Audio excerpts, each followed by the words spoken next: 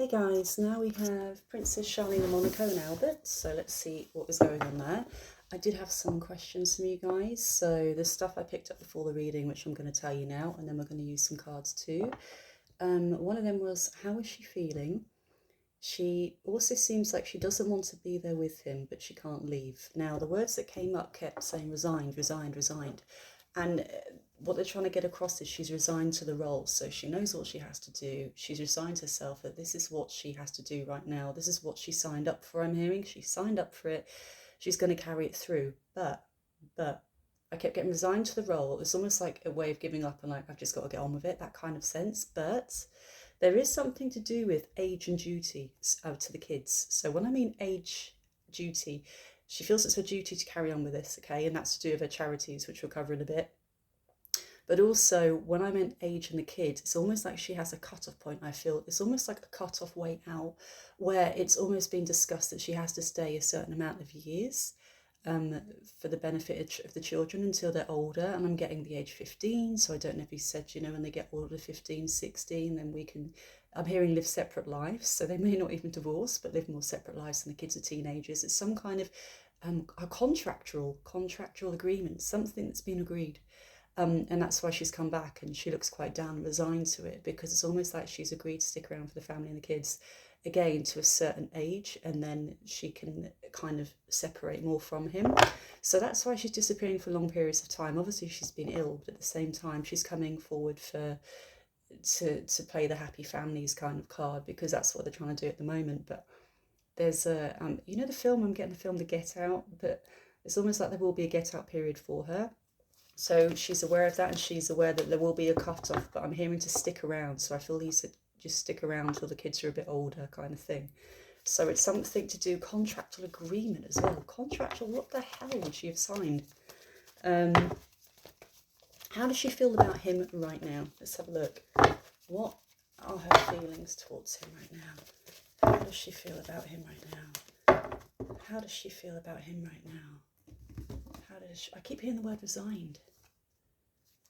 Okay, we got the Empress. That's the family, fertility. Not fertility, it can be fertility, but not in this sense. It's almost like the family card. Second wind as well.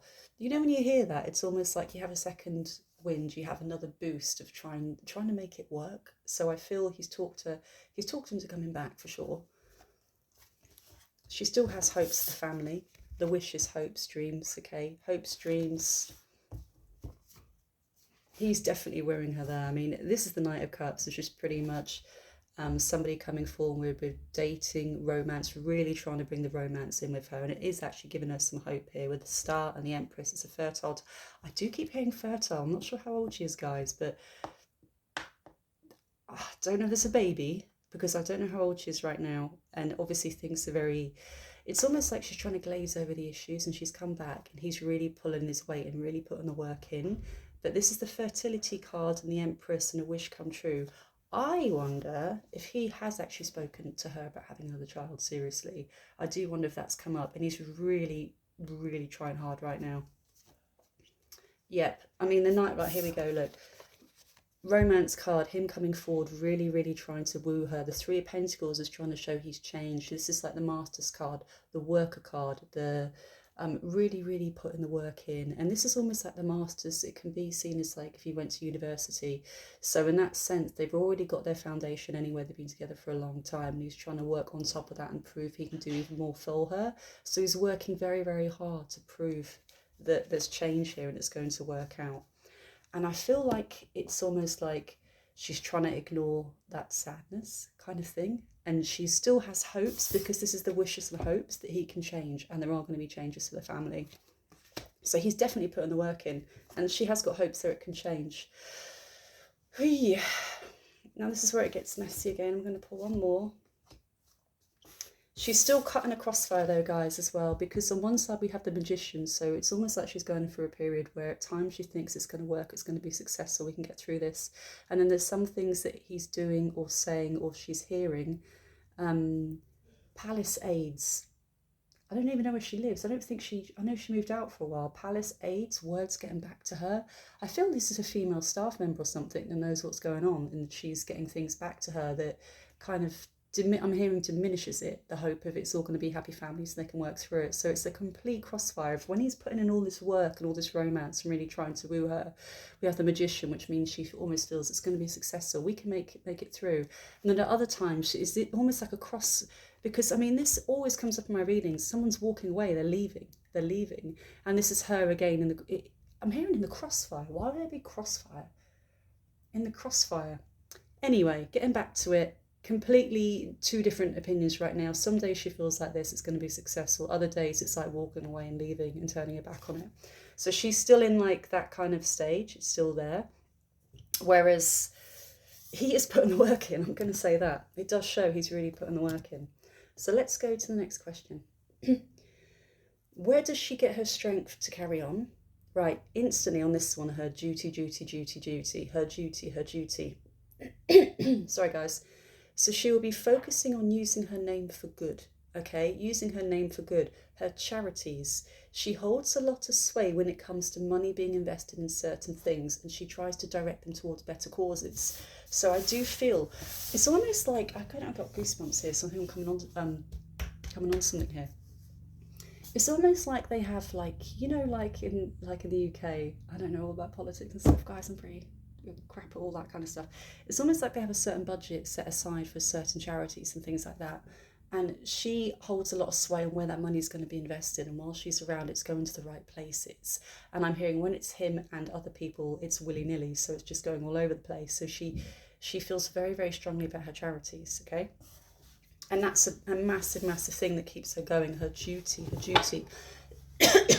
Now, it's not the duty to the throne or whatever. It's more to do with helping people. In a way, it's almost like, okay, people are going to say blasphemy and all this stuff when I say this now. It's almost like Princess Diana in a way that she has such a soft, caring heart and she wants to do good. And she's thinking about the people more than the palace. People over the palace. People are overriding the palace, I'm hearing. So her duty is what will get her through, focusing on the charities. I don't know what charities, guys. I'm going to have to look into this after. Right. Let's see. Let's just pull a few cards as well. Where does she get her strength from? Let's see what comes up as well. Let's see if there's anything on top of that. Sorry, guys. I'm getting some hay fever here. Where does she get her strength from? Where does she get her strength from? Where does she get her strength from? Let's have a look. Where does she get... Again, this is almost like this is literally when you put a lot of hard work into something and it's about to pay off. It's almost like you don't want to walk away at this stage now.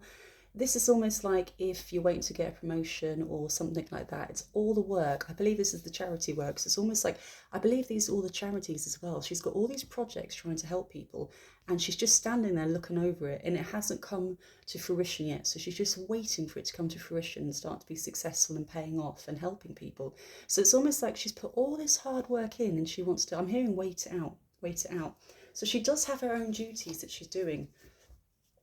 And this is why she's torn again, because we still have that Chariot about duty, sticking to this or sticking with him.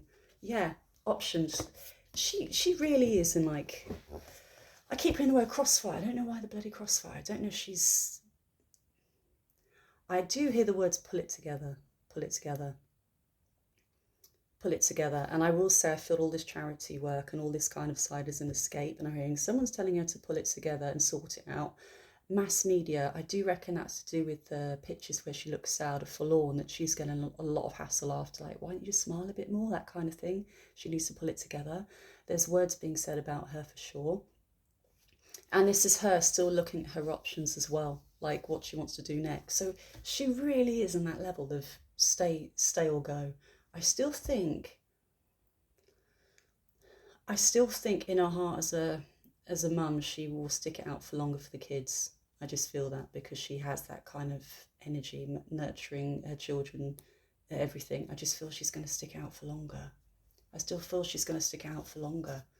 But then ultimately the 10 of Swords just, I mean, that's endings. Like I said, I don't feel this is going to be happily ever after. Judging by the cards right now and her energy, I don't know, it's really iffy. Right. Was she in love with her husband? So we're going to do one's the past and one's the future. Now, at the moment, I'm getting the words no love lost, as in, you know what that kind of means, guys, okay? Back then, she did. He did groom her in a way. Now, when I mean grooming, I mean, this is a bit creepy, this bit, only for the fact that she was in particular chosen. She was chosen. So I feel he had a few around at the time, and she was the best prospect. So it's almost like she was chosen for him to follow in the lineage. And this did come up with his mum, which is great, because she was chosen because I'm hearing words with mother as well, words of mother. And I feel that's almost like him sensing that she had, I'm getting the words here, she was elegant. She's, sorry, Princess Charlene is very, very elegant. She's got great stature. She's got grace. She carries herself well. And it reminds him, some of the qualities she's got is like his mum. So that was like the aspect of it. But I don't feel he would have gone with her, to be honest, if it wasn't for pressure that he had to marry and settle down and have a family, and she was the right one. It's a bit kind of like, you know, Prince Charles, Camilla, and Diana. It's kind of given that vibe that Diana was the right one for him, that family kind of person, and had the right image, and she would walk along, keep her mouth shut kind of thing. It's kind of like the same energy around that. So it's almost like she was chosen, and that's what I mean, kind of groomed. He chose her and tried to groom her into being what she is now, what they expected of her. Whereas I feel when it comes to passion, sex, love, there was someone else around the same time that he was really, I'm hearing, consumed with. So I have no idea who that is actually. So it was almost like she was groomed for the role. She was chosen, picked, targeted in a way for that role. I mean, he was attracted to her. She's beautiful, but there's someone else. It's dark brunette. I think she's Spanish actually. There's someone else. She's petite as well, that was around, that had more sway over him emotionally than what Charlene had. Let's just say that. Right. Let's have a look. Let's see. Well, we just did some cards on that. Sorry, guys, I'm getting all this mixed up. Did things change? Yes, a can of worms were opened. She had no blinders going into this. So when she married him, she had no blinders going into this. She knew who he was, but she thought he was finally ready to settle. So again, that's that kind of grooming, like, I'm ready now. I know you've seen all this stuff of me being a playboy or whatever. I want a family. I want to settle down. I'm ready for this. You are the one for me.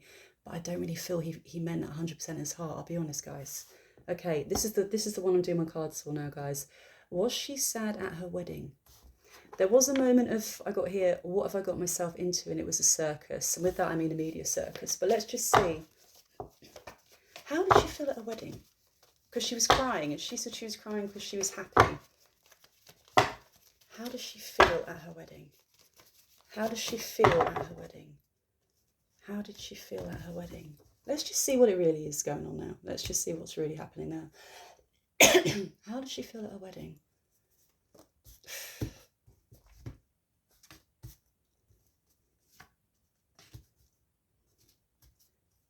It's again that kind of mixed bag of energies. When I said about the media circus, I mean, the Ace of Swords is almost like, what have I got myself into? It's that new mentality, going from her old mentality of how she lived her life before to having that massive wedding and the media and everything like that. It's almost like that new mentality of a new way of thinking. You know, this is a brand new way of thinking. It's almost like in that moment she knew her life would never be the same again. Now, I know that sounds cheesy or weird, because you know if you're going to marry someone like that, it's never going to be the same again. It hit, I'm hearing it hit her full force, freight train at the wedding. It was like, wow. So it's a mixture of kind of, it's almost like grieving for the life she had in a way. So it's tears of sadness for what she's leaving behind, but she still felt he was creative, charming. You know, this is how she saw him. They're going to have a good marriage. It's almost like trying to talk herself through, saying it's going to be fine, it's going to be great. You know, I do, she generally did love him, guys. She loved him, okay? He did a good job in wooing her, let's put it that way. So she felt it's going to be fine, it's going to be fine. But there was that element there of this as well. Walking away, leaving it behind. I'm saying, hearing selling her soul, which sounds really full on there. Selling her soul, my God. But it's almost like that crossfire again as well. But back then she was in love with him. So it's like, I love him. It's going to be okay. It's going to be successful. But at the same time, she's saying happy tears, but it's also tears shedding for the life she's leaving behind, because she realises now, I'm in deep. I'm hearing, I'm in deep. I'm in deep. Okay, when I said about the tears as well, about the sadness for her past life and leaving everything behind and the media circus and walking into it and having a new way of thinking, it's definitely that tears of, I wouldn't say joy, it was sadness, because this is her not feeling really happy on that day. This is her marriage, this is her wedding, this is marrying into like the royal family and everything.